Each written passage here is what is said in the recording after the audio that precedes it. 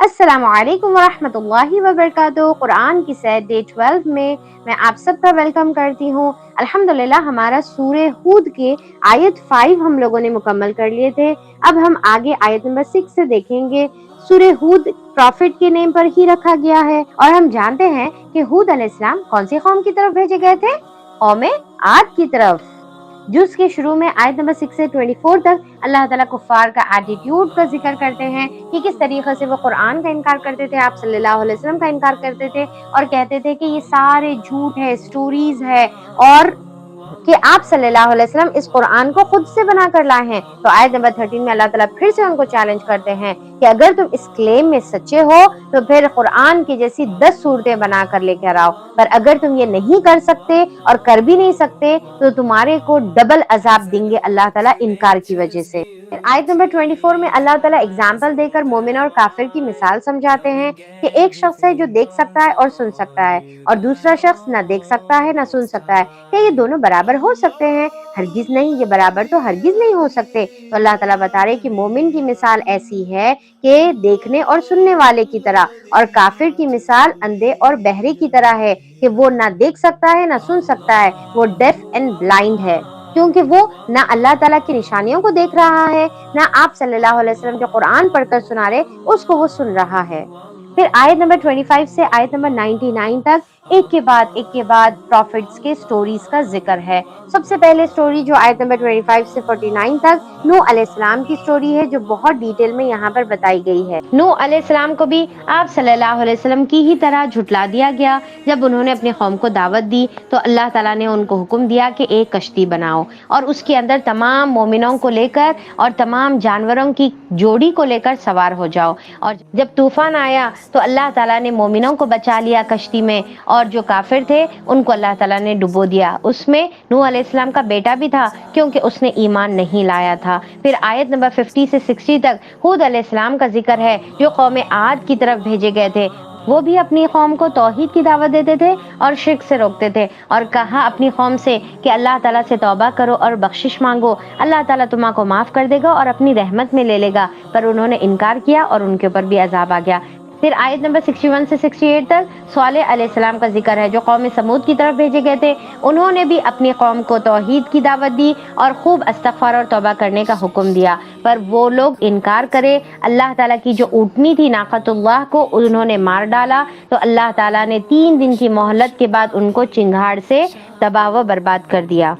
फिर आयत नंबर 68 से 76 तक इब्राहिम अलैहिस्सलाम का जिक्र है और अल्लाह ताला बताते हैं कि किस तरीके से इब्राहिम अलैहिस्सलाम हलीम अव्वाहुम मुनीब थे, बहुत नरम दिल थे और बार बार अल्लाह ताला की तरफ रुजू करने वाले थे। उनकी तरफ फरिश्ते आए, इसहाक और याकूब अलैहिस्सलाम की बशारत दिए। और उसके बाद आयत नंबर 77 से 83 तक लूत अलैहिस्सलाम का और उनकी कौम का जिक्र है कि कैसा उनकी कौम ने भी इनकार किया तो अल्लाह ताला ने उनकी बस्ती को ऊपर नीचे कर दिया और ताबड़तोड़ उनके ऊपर पत्थर की बारिश होने लगी, क्योंकि वो लोग बहुत ही गंदा अमल करते थे। आदमी आदमी से शादी करता था, तो अल्लाह ताला ने सबसे बुरा सबसे बदतरीन अजाब कौम लूत पर नाजिल फरमाया। फिर आयत नंबर 84 से 95 तक अल्लाह ताला शुएब अलैहिस्सलाम का जिक्र करते हैं जो कौम मदियन की तरफ भेजे गए थे।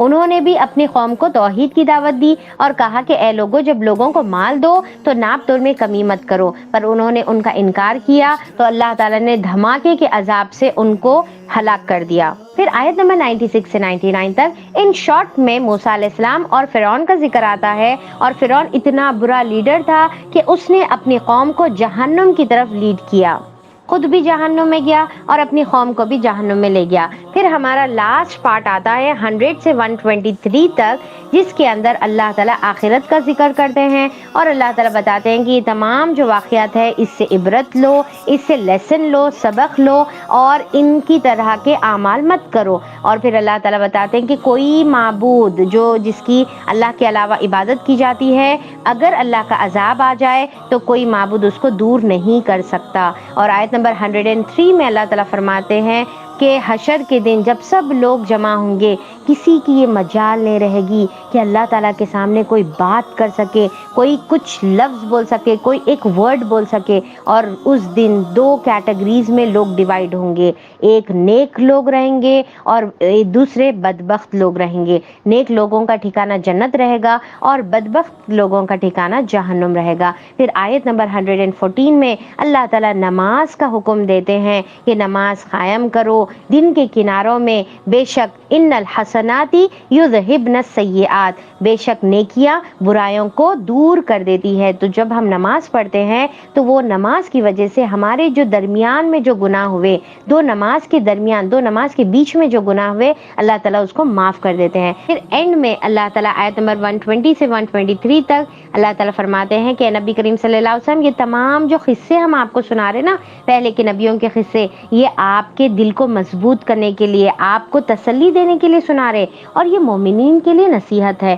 لہٰذا آپ توکل کریے اور اپنا عمل کرتے جائیے اور انتظار کریے، اللہ تعالیٰ بھی آپ کے ساتھ انتظار کر رہا، اور جلد اللہ تعالیٰ آپ کو جو انکار کر رہے ہیں ان کے ساتھ اللہ تعالیٰ ڈیل کر لے گا۔ اس کے ساتھ ہمارا سورہ ہود مکمل ہوتا ہے اور ہمارا بہت ہی پیارا سورہ سٹارٹ ہوتا ہے، اور وہ ہے سورہ یوسف، اور اس کو احسن القصص کہتے ہیں، مطلب خوبصورت قصہ، بیوٹیفل سٹوری، کیونکہ یہ سٹوری ہے کس کا؟ سب سے خوبصورت انسان کے بارے میں، جو کہ یوسف علیہ السلام تھے، جس کو اللہ تعالیٰ نے بہت زیادہ خوبصورتی عطا فرمائی تھی۔ اور اس کی خاص اور یونیک بات یہ سورہ کی یہ ہے کہ یوسف علیہ السلام کا قصہ اس کے اندر شروع سے اینڈ تک ایک ہی سورے میں کور کر دیا گیا ہے۔ تو چلیے ہم اس کو پڑھتے ہیں اور بہت انجوائے کریں گے انشاءاللہ۔ تو بچوں، سورہ شروع ہوتا ہے پہلی آیت الف لام را اور قرآن کے ذکر کے ساتھ، اور سیدھا یوسف علیہ السلام کا واقعہ سٹارٹ ہوتا ہے، اور سب سے پہلے اللہ تعالیٰ ان کے ڈریم کے بارے میں ذکر کرتے ہیں کہ یوسف علیہ السلام نے ایک خواب دیکھا اور انہوں نے اپنے ابو سے شیئر کیا اور کہا، ابا جان، میں دیکھتا ہوں کہ 11 ستارے، سورج اور چاند مجھے سجدہ کر رہے ہیں۔ تو یوسف علیہ السلام کے ابو بتاتے ہیں کہ آپ اس خواب کا ذکر کسی سے نہیں کریں گے۔ تو یہاں سے شروع ہوتی ہے ہمارے پیارے چھوٹے سے یوسف علیہ السلام کی سٹوری، اور ان کو اپنی زندگی میں 4 آزمائشی دور سے گزرنا پڑا۔ پہلی آزمائش، فرسٹ ٹرائل، جب انہوں بہت ہی چھوٹے سے تھے تو ان کے بڑے بھائیوں نے کس طریقے سے ان سے حسد کیا، جلن کیا، اور ان کو لے کر جا کر ایک اندھیرے کنویں میں ڈال دیا۔ پھر وہاں سے اللہ تعالیٰ نے ان کا نکلنے کا انتظام کیا اور ان کو اللہ تعالیٰ نے ایجپٹ پہنچایا، اور جب وہ ایجپٹ پہنچ گئے تو اب وہاں پر ان کا سیکنڈ ٹرائل شروع ہو جاتا ہے، سیکنڈ آزمائش شروع ہو جاتی ہے۔ جب وہ تھوڑے جوان ہوئے تو عزیز مصر کی بیوی ان کے پیچھے پڑ گئی اور ان کو ستانے لگی۔ پھر اس کے بعد ان کو بے گناہ ہونے کے باوجود بھی پریزن میں ڈالا گیا، جیل میں ڈالا گیا، اور یہاں پر ان کی شروع ہوتی ہے تیسری آزمائش۔ اور انہوں نے اس کے باوجود بھی اللہ کا شکر کیا اور لوگوں کو توحید کی طرف بلاتے رہے۔ پھر اللہ تعالیٰ نے ایسے حالات بنائے کہ ان کے جیل سے نکلنے کا انتظام کیا، اور یہاں پر شروع ہوتا ہے ان کا فورتھ ٹرائل، یعنی کہ چوتھی آزمائش کا دور، اور یہ ہم دیکھیں گے نیکسٹ جز میں، اور یہاں پر ہمارا جز مکمل ہوتا ہے۔ تو آج ہم نے کیا سیکھا بچوں؟ آج کا ٹیک اوے کیا ہے؟ سب سے پہلے اللہ تعالیٰ کی نشانیوں کو دیکھنا ہے، اللہ تعالیٰ کی آیتوں کو سننا ہے اور عمل کرنے کا ہے، پروفٹس کے سٹوریوں سے سبق لیں گے، خوب استغفار اور توبہ کریں گے، ابراہیم علیہ السلام کی طرح حلیم اواہ منیب بنیں گے، اور نماز سے اپنے گناہوں کو مٹا لیں گے، اللہ تعالیٰ پر توکل کریں گے، اور اپنے فیلنگ سب سے پہلے اپنے پیرنٹس سے شیئر کریں گے، اور کیا نہیں کریں گے؟ ہم کو کافر کی طرح اندھے اور بہرے نہیں بننے کا ہے اللہ تعالیٰ کی آیتوں اور نشانیوں سے۔ سیکنڈ، ناپ تول میں کمی نہیں کریں گے۔ تھرڈ، قوم لوط کے جیسے کام نہیں کریں گے۔ فورتھ، فرعون کے جیسے لیڈر کبھی نہیں بنیں گے جو اپنی قوم کو جہنم کی طرف لے جاتی ہے، نہ ہی ایسے گندے لیڈرز کو فالو کریں گے۔ ففتھ، جلن اور حسد سے بچیں گے۔ اور جس ایٹ اے گلانس کے لیے بچوں صرف آپ کو 4 پوائنٹس یاد رکھنے کا ہے۔ سب سے فرسٹ، کفار کا انکار اور اللہ تعالیٰ کا چیلنج 10 صورتیں لانے کے لیے۔ सेकेंड स्टोरीज ऑफ प्रॉफिट्स, और आज हमने कितने प्रॉफिट्स का जिक्र देखा? टोटल 7 स्टोरीज हमने देखी, और यही स्टोरीज पूरे कुरान के अंदर बार बार रिपीट होंगे। तो याद रख लीजिए, फर्स्ट नूह अलैहिस्सलाम, सेकंड हूद अलैहिस्सलाम, थर्ड सालेह अलैहिस्सलाम, फोर्थ इब्राहिम अलैहिस्सलाम, फिफ्थ लूत अलैहिस्सलाम, सिक्स्थ शोएब अलैहिस्सलाम और सेवेंथ मूसा अलैहिस्सलाम, ठीक है ना। और थर्ड पॉइंट है क़यामत का मंजर, और फोर्थ है यूसुफ अलैहिस्सलाम एंड उनके 3 ट्रायल्स। और आज की दुआ में हम लेंगे सूरह हूद की आयत नंबर 47, इसके अंदर नूह अलैहिस्सलाम की दुआ का जिक्र है। तो चलिए बच्चों, याद कर लीजिए, इंशाअल्लाह मिलते हैं आप लोगों से नेक्स्ट जुज़ में। अस्सलामु अलैकुम व रहमतुल्लाहि व बरकातुहू।